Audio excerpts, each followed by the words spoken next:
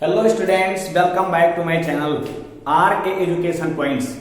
Students, पिछले video में मैंने आप लोगों को प्रेजेंट परफेक्ट टेंस के अफर्मेटिव सेंटेंस को बेहतरीन ढंग से समझाया था, लेकिन स्टूडेंट्स आज मैं आपको उसके नेगेटिव सेंटेंसेस के बारे में बताऊंगा। नेगेटिव सेंटेंसेस को हिंदी में कहते हैं नकारात्मक वाक्य, इसे निषेधात्मक वाक्य भी कहते हैं। चलिए, अब इसकी परिभाषा क्या है नकारात्मक की, आप तो पहले ही जान चुके हैं कि जो वाक्य कार्यों, तथ्यों, घटनाओं एवं सूचनाओं को सीधे सीधे मना कर देते हैं अर्थात सिरे से खारिज कर देते हैं, नकारात्मक वाक्य कहलाते हैं। अब नकारात्मक वाक्यों का अनुवाद कैसे करेंगे, इसका नियम क्या है, हमने लिख दिया है। इस काल के नकारात्मक वाक्यों का अनुवाद करते समय एक वचनकर्ताओं के साथ हैज नॉट तथा बहुवचनकर्ताओं के साथ हैव नॉट का प्रयोग करते हुए एंड बी थर्ड अर्थात मुख्य क्रिया की तीसरी अवस्था का प्रयोग किया जाता है। इसका फार्मूला है सब्जेक्ट प्लस एचवी। एचवी में दो होता है, हैज भी होता है, हैव भी होता है, plus not plus MV third plus object plus CT C. जैसे एग्जांपल के माध्यम से समझ लेते हैं हम। जैसे लिखा है कविता पूजा नहीं कर चुकी है, तो सबसे पहले हमें किसी वाक्य का अनुवाद करना है तो उसका टेंस पहचानना चाहिए। तो टेंस पहचानने के लिए पहचान कहां होता है, वाक्यों के अंत में। अब यहाँ क्या मिला है, चुकी है, तो चुका है, चुकी है, चुके हैं, चुका हूं यदि मिल जाए तो आप समझ जाएंगे कि क्या है, प्रेजेंट परफेक्ट टेंस है। अगर टेंस आप पहचान लिए हैं तो सेंटेंस भी पहचानना जरूरी हो जाता है। तो चलिए, इसमें देखो मिल गया है नहीं। अगर नहीं मिल गया तो इस प्रकार से क्लियर हो जाता है कि ये नेगेटिव सेंटेंस का वाक्य है। चलिए हम अनुवाद कर लेंगे।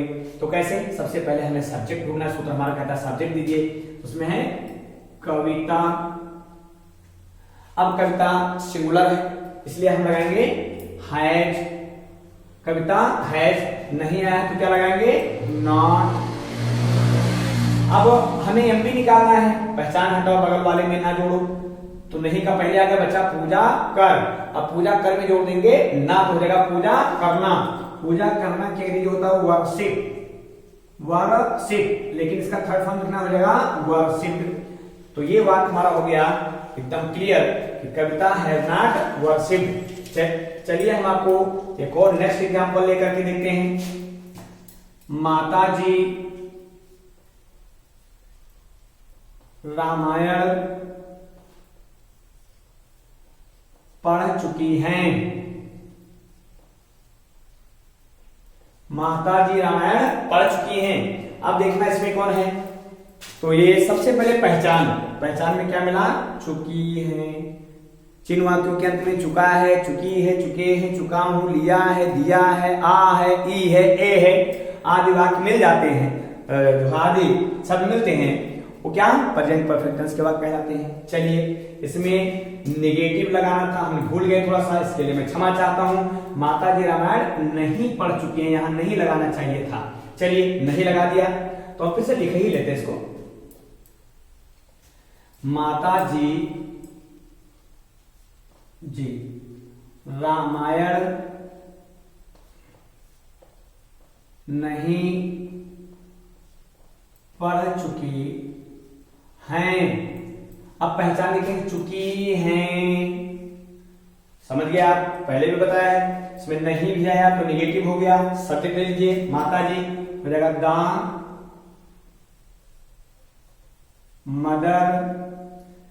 अब माता जी बचा है तो क्या लगाएंगे, हैज। नहीं है तो लगाएंगे नॉट।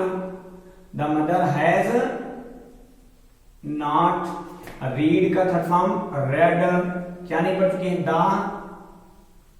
रामायण।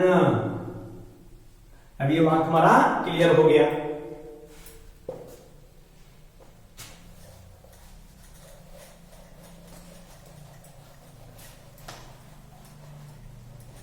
अब इसके नेगेटिव सेंटेंस में एक विशेषता होती है, यदि वाक्य में अभी तक नामक शब्द आ जाए और उस वाक्य में नहीं भी आ जाए तो उसके लिए हम क्या करते हैं, तो उसमें लिखेंगे कि यदि नकारात्मक वाक्यों में अभी तक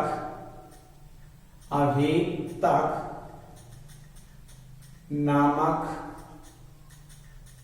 शब्द आ जाए तो इसके लिए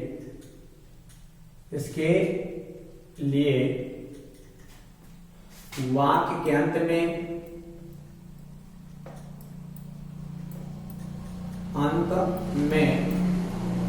एट या सो फार का प्रयोग किया जाता है। अभी मैंने बताया मित्रों कि यदि नकारात्मक वाक्यों में अभी तक नामक शब्द आ जाए, क्या है, अभी तक, तो इसके लिए वाक्य के अंत में यट या सो फार का प्रयोग किया जाता है। जैसे मोहन अभी तक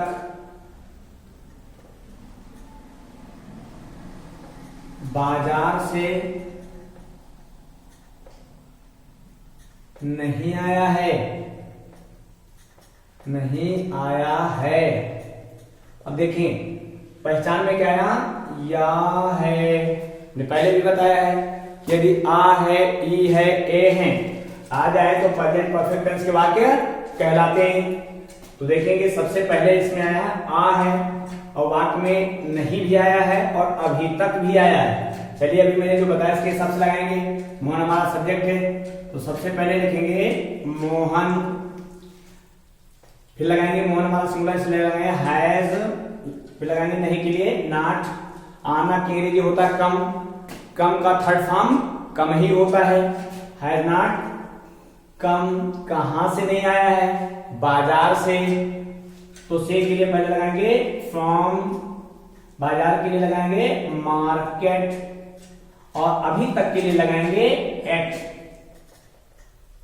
तो हो जाएगा Mohan has not come from market at. इस प्रकार से हमारा नेगेटिव सेंटेंस समाप्त होता है।